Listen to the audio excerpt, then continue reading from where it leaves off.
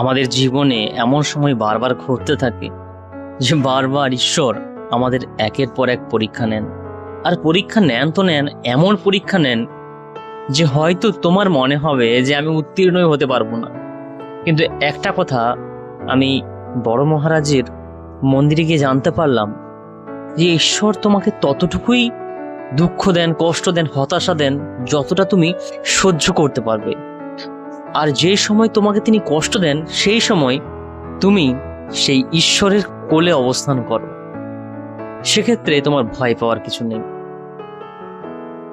পুরোহিত মশাইয়ের এই কথাটা শুনে আমার খুব অদ্ভুত লাগলো, কিন্তু সত্যি এই কথাটা আমি যখন বসে ভাবলাম আমার মনে খুব প্রশান্তি হলো। আর আমার জীবনেও তোমার মতো বারবার একই ঘটনা ঘটেই চলেছে, একই সমস্যা একের পর এক ঘটেই চলেছে। যদি জীবনে এক পা এগোনোর চেষ্টা করি, 3 পা পিছোতে হচ্ছে।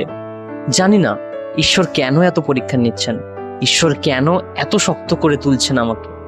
জানি না কেন ঈশ্বর এইভাবে আমাকে পিছিয়ে রাখছেন। হয়তো বড় কিছু দেবেন, নাকি বড় কোনো পরীক্ষা নিতে চাইছেন, তার জন্য এখন থেকে মজবুত করার চেষ্টা করছেন। কি মনে হয় তোমার? যদি তোমার জীবনেও এমন কোনো ঘটনা ঘটে থাকে যে তোমাকেও বারবার এমন সময়ের মুখোমুখি হতে হয়, তুমি কমেন্টে জানাও।